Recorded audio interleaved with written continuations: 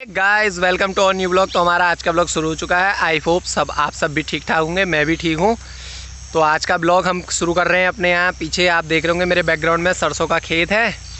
तो आज ब्लॉग यहाँ से शुरू करने का सबसे मेन कारण तो ये है कि मैंने जब ब्लॉगिंग शुरू की थी उस समय हमारी सोयाबीन की बुआई का टाइम चल रहा था। तो मैंने बोला था कि जब हमारा ये वाली फसल निपट जाएगी उसके बाद मैं आपको एक ब्लॉग बनाऊँगा और पूरा विस्तार से बताऊँगा। तो आज वही दिन है।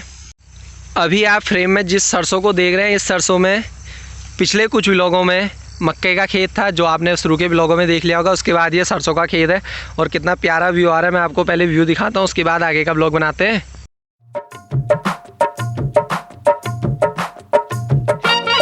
तो ये है सरसों का खेत जिसमें पहले मक्का बोई थी और इसके ठीक नीचे है यहाँ पे हमारे गन्ने का खेत। इसमें पहले कुछ नहीं बोया था, गन्ना ही था। ये दूसरे साल का गन्ना है, इसको हम बोलते हैं पैड़ी गन्ना शायद। हाँ, तो ये पैड़ी गन्ना है हमारा। इसके बाद अब इसमें गेहूँ बो देंगे। जब ये गन्ना जाएगा ना अगले महीने दिसंबर में, ये गन्ना हमारा कट आउट हो जाएगा यहाँ से और जनवरी में हमारी सरसों कट आउट हो जाएगी। उसके बाद इस पूरे में बोएंगे गेहूँ।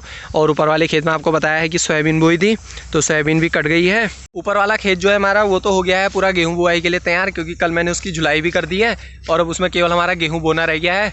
और ये सरसों का खेत है, इसमें जनवरी में बोएंगे गेहूँ। नीचे गन्ने का खेत है, उसमें दिसंबर लास्ट में हम गेहूँ बो देंगे। और सबसे मेन बात जिसके लिए मैं आज का ये व्लॉग शूट कर रहा हूँ, इसमें सबसे मेन बात है फसलों के ऊपर।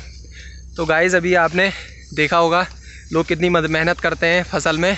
तो गाइज़ आपने देखा होगा कि लोग कितनी मेहनत करते हैं फसल में। मैंने भी अपने ब्लॉगों में दिन प्रतिदिन निरंतर ये चीज़ दिखाई है कि लोग कितनी मेहनत कर रहे हैं। कभी हम रात को पहरा कर रहे हैं, जंगली जानवरों से नुकसान ना हो। कभी हम चिड़ियाओं का पहरा कर रहे हैं, कभी बंदर आ जा रहे हैं, कभी कुछ सूंगर आ जा रहा है, किसमें कभी हाथी आ जा रहा है। कितने बार तो हाथी आ गया। सोयाबीन में तो उतना नुकसान नहीं हुआ, लेकिन जिनके धान थे धान हाथी ने बहुत नुकसान कर दिया। जैसे गन्ना है, गन्ने में नुकसान कर देता है हाथी बहुत ज़्यादा। तो किसानों के आगे इतनी ज़्यादा समस्या है ना, और सुनने वाला किसानों की कोई नहीं है। वादे तो हर कोई कर जाता है चुनाव के समय, लेकिन मेन टाइम पर कोई काम नहीं आता। जैसे अब धान का रेट चल रहा है 1700-1800 रुपये कुंटल। अब बताओ उसमें बंदा किसान जो है 4 महीने से लगा है पूरा। लोग अपनी नौकरी कर रहे हैं 30-30, 40-40 हज़ार जो कर रहे हैं। मतलब बढ़िया नौकरी मैं नहीं कर रहा, हर कोई 30-40 कमा रहा है, लेकिन जो 30-40 हज़ार की कर रहे हैं और उनका तो ठीक है। उनको तो चलो आप ये कह सकते हो कि उनको सस्ता भोजन चाहिए, इसलिए हम किसानों की फसल सस्ती कर। अरे तो वो चीज़ भी सस्ती करो ना जो हम किसानों को चाहिए। जैसे खाद अभी जो करंट का रेट है, मैं आज ही गया था वहाँ सोसाइटी, तो वहाँ 1500 रुपये का कट्टा आ रहा है NPK का। और 1 एकड़ गेहूँ में लगभग 1.5 कट्टा NPK लग जाता है। तो अब जैसे हम गेहूँ बोएंगे तो आप ही मान लो 2200-2300 की तो पहले ही खाद चलेगी जुताई के टाइम पे।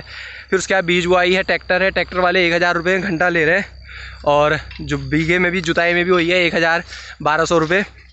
तो ये समझ लो खर्चा इतना है ना किसान का, और लास्ट में गेहूँ निकलेगा। और गेहूँ अभी क्या रेट है गेहूँ का पता है? 1700, 1800, 1900 रुपये कुंटल। समझ रहे हो इस बात को? आदमी को बचेगा क्या? मेरी बहुत लोगों से इस चीज़ में बात होती है कि यार ये फसलों का रेट कब बढ़ेगा, कि आखिर किसान को कब फ़ायदा होगा। तो कहते हैं, कुछ लोग तो समर्थन करते हैं, लेकिन कुछ लोग कहते हैं कि ये कभी नहीं बढ़ेगा, क्योंकि जो हमारे बाहर लोग काम कर रहे हैं शहरों में, उनको सस्ता भोजन देना है। तो ठीक है, आप उन लोगों को सस्ता भोजन दे दीजिए, और जो किसान लोग हैं उनको सस्ती वेशभूषा दे दीजिए, सस्ता उनका सस्ती शिक्षा कर दीजिए, उनके बच्चों की सस्ते उनके लिए खान पान कर दिए। क्योंकि हम तो देखो लगा रहे हैं ना। अब देखो जैसे सरसों लगाई है, सरसों से तेल निकलेगा, ठीक है, हमने सरसों लगा दी तो अब के तेल का हम पे उतना कोई इफेक्ट पड़ेगा नहीं। लेकिन जिसने सरसों नहीं लगाई है, जो गरीब है, और जिसने सरसों नहीं लगाई, उस पर तो इफेक्ट पड़ेगा ना तेल का। सबसे मेन चीज़ है ये पहली। और दूसरी मेन चीज़, आप बाज़ारों में कुछ भी लेने जाएँ इतना महंगा हो गया है आजकल। A to Z, छोटी से लेके सुई से लेके सब्बल तक आपने जो लेना है वो उस चीज़ के दाम बढ़ गए। लेकिन गेहूँ के दाम वो के वही हैं। कक्षा 12 जब मैंने पास की थी, जब से मतलब मैं एक खेती पे उतरा था, ये मान लो, क्योंकि स्कूल की पढ़ाई हो गई तो उसके बाद तो खेती बाड़ी देखनी पड़ती है थोड़ा बहुत अपना साइड में। तो जब से मैंने कक्षा 12 पास की थी उस समय गेहूं का रेट था 1600 रुपये कुंटल। और आज 6 साल बाद भी गेहूं का रेट वही है 1600, 1700, 1800। और पिछले 6 साल पहले लोगों की सैलरी देख लो और आज लोगों की सैलरी देख लो, जो मतलब जॉब कर रहे हैं, जो किसान ही हैं, यहाँ दिहाड़ी मजदूरी कर रहे हैं, इनकी नहीं कह रहा हूँ मैं, जो वहाँ जॉब कर रहे हैं उनकी सैलरी देख लो 6 साल पहले की, और हमारी सैलरी देख लो जो किसान है। तो इंक्रीमेंट केवल उन्हीं के उसमें होना है और महंगाई में होना है। किसानों की फसल में कोई इंक्रीमेंट करा ही नहीं रही है सरकार। वादे तो बहुत हो जाते हैं। आज की वीडियो यहाँ खेत बनाने का उद्देश्य ये है कि जितनी किसानों को परेशानियाँ होती हैं उनको उठाया जाए, और किसानों का जैसे हो सकता है, जिससे हो सकता है उतना भला करने की कोशिश करें। देखो अब आप ही समझो, 4 महीने की फसल है लोगों की, धान आए, धान बेचे उन्हें 1700-1800, और वही धान जैसी दुकान में जाएगा ना, जैसे चावल बन गया 1 कुंटल में लगभग मानो 60-65 से 70 किलो चावल निकल जाता है कुंटल धान में, क्योंकि बाकी वो पॉलिश वॉलिश जो उसका बाहर का धूसा है वो अलग हुआ। तो 70 किलो जो चावल है ना, वो जैसे हमने ये मान लो 25-26 रुपये से नीचे नहीं जा रहा है। और जो शरबती बेचते हैं, शरबती तो अभी आप मालूम कर लेना, मेरी वीडियो जैसे कल आउट होगी तो वीडियो के बाद आप बगल वाली किराने की दुकान में जाना, उनसे बोलना शरबती वाला धान चाहिए हमें, चावल चाहिए बोलना। धान तो हम दे रहे हैं ना, क्योंकि धान का तो चावल बन गया वहाँ। चावल पूछना 40 रुपये से नीचे किसी ने कह दिया तब कहना। परसों ही मैं गया था 45 रुपये किलो बिक रहा था शरबती वाला चावल, और हमसे लिया जा रहा है 18 शरबती। हाँ वाला मोटा वाला तो 15-14 ले रहे हैं। इतना सस्ता है किसान का। और जैसे ही उसमें ठप्पा लग गया ना, किसी कंपनी का है उसका, सीधे रेट बढ़ गए। ये वीडियो मैंने इसीलिए बनाई खेत में आके कि कोई डिस्टरबेंस ना हो बीच में, इसलिए मैं यहाँ खेत पे आया हूँ। लेकिन फिर भी कुछ गाड़ियों की आपको आवाज़ आ रही होगी, तो इसके लिए माफ़ी चाहता हूँ। मेरा मेन उद्देश्य ये है कि मेरी बातें लोगों तक पहुँचे और उसका कुछ ना कुछ निदान निकले, अच्छा निदान निकले, कोई इधर उधर का नहीं, अच्छा निदान निकले जिससे लोगों को फ़ायदा हो सके। बीच बीच में बहुत सारी फ़ोटो वायरल होते रहती हैं कि वहाँ कोई मॉल की फ़ोटो दिखाता है, कोई कहीं दिखाता है एक पपीते का रेट इतना है, देखो यहाँ इतना है इतना है। परसों मैं एक फ़ोटो देख रहा था, एक मक्के का भुंटा होता है ना गाइस, जो मैं पीछे बता रहा हूँ, सरसों खेत है, इसमें मक्का थी, तो भुंटे का रेट दिखा रहा था। मैं उसको देख के चौंक गया। उसमें लिखा था 45 रुपीज़ 1 भुंटा, लगा लो। क्योंकि उसमें वो कहाँ बिक रहा है, मॉल में बिक रहा है, बड़े बड़े मॉलों में। उनमें क्या है, कंपनी का ठप्पा है, सबसे मेन चीज़ वो है।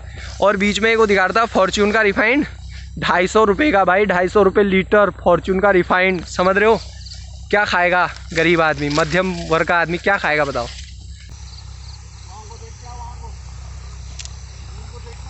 हाय कर दो।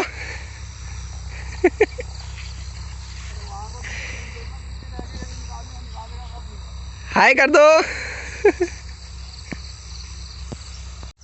तो ठीक है दोस्तों, अगर आपको मेरी बातें अच्छी लगी हो तो कमेंट में अपने भी सुझाव दें, और ज़्यादा अच्छी लगी हो तो मेरी बातों को शेयर करें। और वीडियो में आप और कोई सुधार करवाना चाहते हैं तो मेरे को व्हाट्सएप पे मैसेज कर सकते हैं, इंस्टाग्राम पे मैसेज कर सकते हैं, फेसबुक में मैसेज कर सकते हैं। मैं सब अपनी आईडी यहाँ मेंशन कर दूंगा, आप उसमें से किसी में भी मुझे मैसेज कर सकते हैं। और क्योंकि अभी आपने देख लिया होगा मेरे पापा जी आ चुके हैं, तो मुझे जाना होगा गाइस घर, क्योंकि काम बहुत करने हैं ना। तो ठीक है गाइस, मिलते हैं नेक्स्ट ब्लॉग में जल्दी।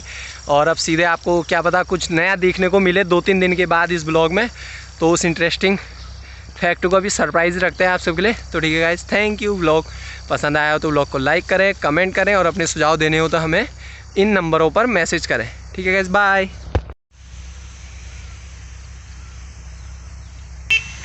दद्दा।